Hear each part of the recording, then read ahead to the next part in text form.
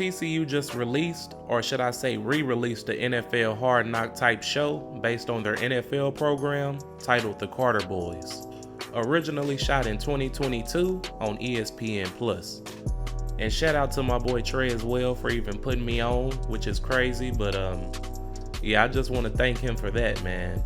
Now, I'm a little late here, but I'm rewatching the first episode, trying to watch the second episode sometime later today. But some of you may know, but I am from Fort Worth, and I still live in Fort Worth at this current moment. And I've always been a huge TCU football fan. So when he DM'd me this, and I found out they were airing these episodes, I was hyped as hell, because as a fan who doesn't want to dive deeper into how their team operates, and I love fan service as well. I'm a huge fan of fan service, so to speak. And the way these sports shows are giving us a better look into these programs, whether it be the NFL or college level, I really don't care. But once again, I'm here to recap and give you my thoughts on the first season of the first episode of the Carter Boys. So let's get it.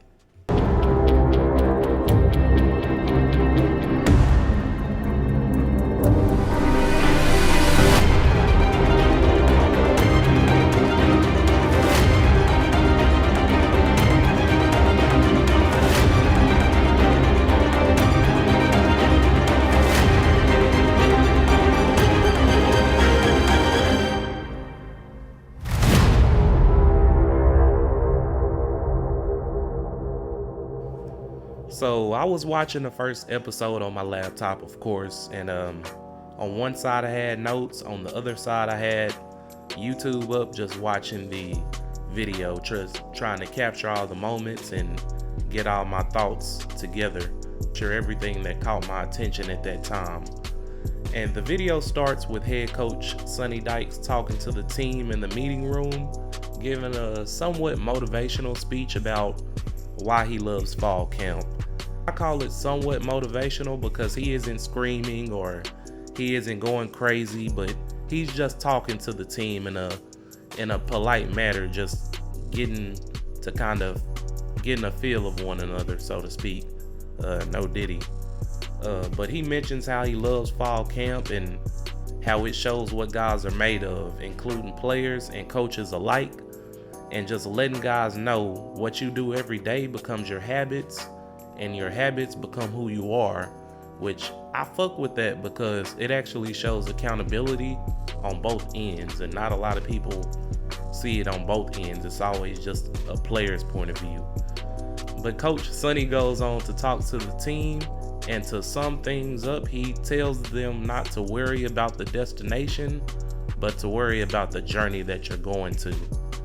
Now, that's a great subject to touch on for these kids because great things don't happen in a day, right? You don't gain 20 pounds of muscle in a day, and you damn sure don't lose 20 pounds of fat in a day or even a week. It's a day-to-day grind where the results are minimal, but that's the point. The point is the results are still there, just on a microscopic scale that you can't see. And it's up to you to maintain consistency so everything can build on top of one another, forming a foundation that becomes unbreakable. And who not better teach that than Sonny Dykes himself.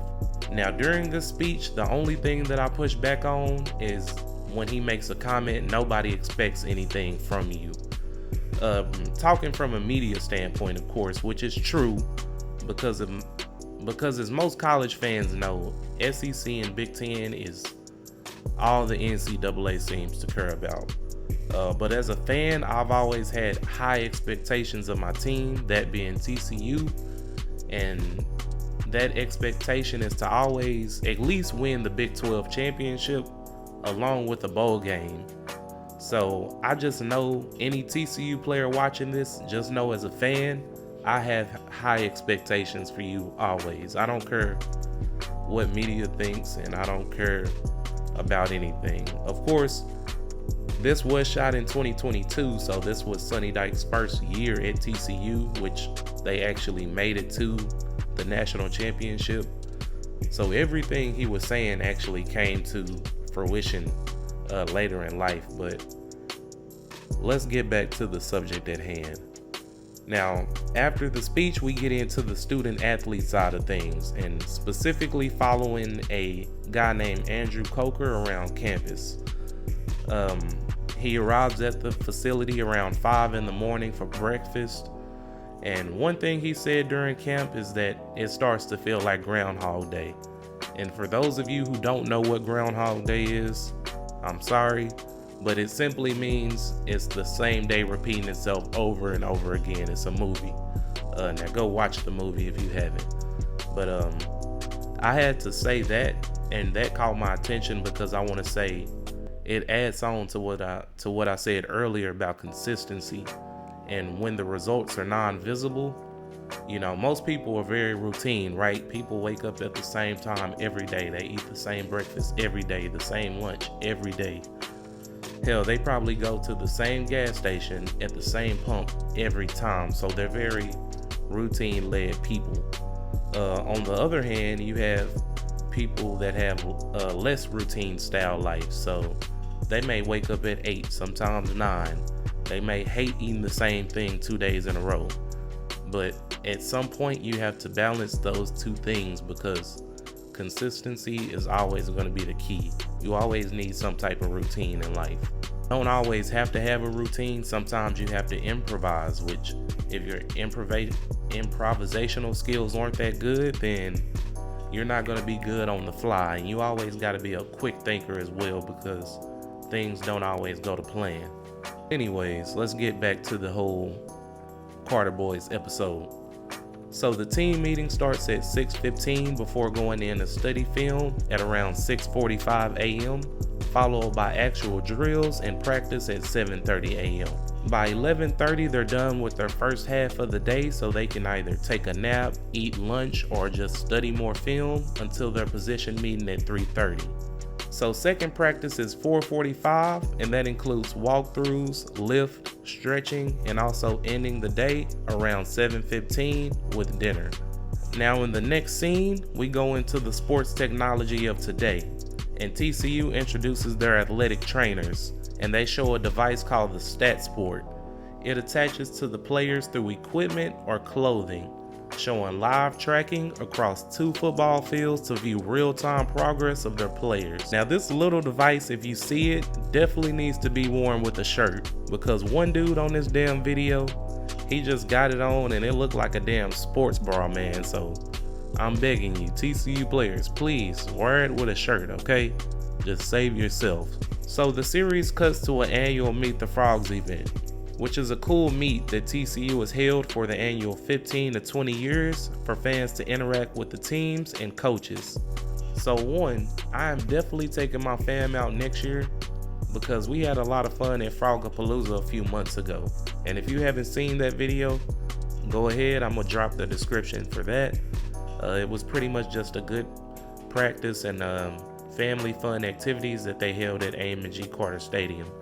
But once again, back to the video. After the whole meet and greet segment, we find ourselves at another meet where head coach is once again establishing a culture for the team. It ends with a ULM transfer player named Josh Newton telling his story of trials and error and how his first year at ULM, they went 0-10 due to lack of maturity and lack of accountability between players, letting the team know that coaches have an obligation and they should listen because it could result in a horrible season. He also lets them know it's people who would love to be in the seat that they're in right now, so don't take that shit for granted. Letting the whole team know that if we all lock in and be on one accord, we can be unstoppable. Fellas, family, I just want to say, man, I'm just so happy to be here, dog. Like I came a long way, like back of the line type of guy.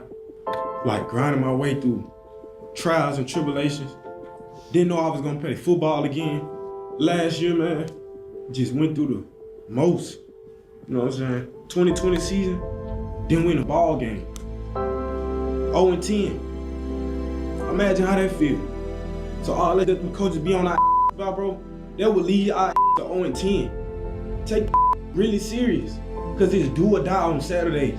Whenever it's time to line up and play ball, do not take for granted at all, because it's a All us got 100+ partners. Wish they could be in these seats right here. And they can play that off for real. But you the chosen one to sit in that seat. So make your mark in your seat. One thing y'all gonna know about Fid, I'm gonna put it on the line. Like, I'm so happy to be here. Like, I'm getting chills, bro. Like, we all got this in common. Then season ain't turn out how I want to. Just going left. We on our last heartbeat. God gave us change. For the ones that's been here, he gave y'all a new staff. He gave me a new home, a new family. What we gonna do with it? Cause we turn these lights off and lock arms, day 1 to day 60, these are the only people we need to count on, dog. Outsiders gonna be outsiders. We need to focus on here. Trainers, coaches, players. Everybody else outside. Cause they ain't putting in the work. They not putting in the time. So they gonna do this all day, whether we win or not. But if we on one heartbeat and one sound, we can't be beat, man. We can't be beat. Can't be beat. Won't be beat. Come on, man. What we gonna do, dog? What we gonna do, dog? Put up or shut up. Simple. Man, no cap, this part got me so hyped for the season.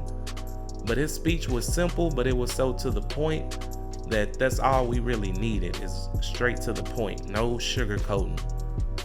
If you have not watched this series, please, I beg you to watch it, especially if you're a TCU fan. Hell, even if you're just a college football fan in general, it's very insightful. And I also want to thank TCU for opening their doors for ESPN to let their production crew in. Tell me what y'all think about schools and teams getting into this hard knock type of TV shows. Are y'all feeling it, or should teams stay more private amongst themselves? Answers down in the comments. See you next time for episode 2.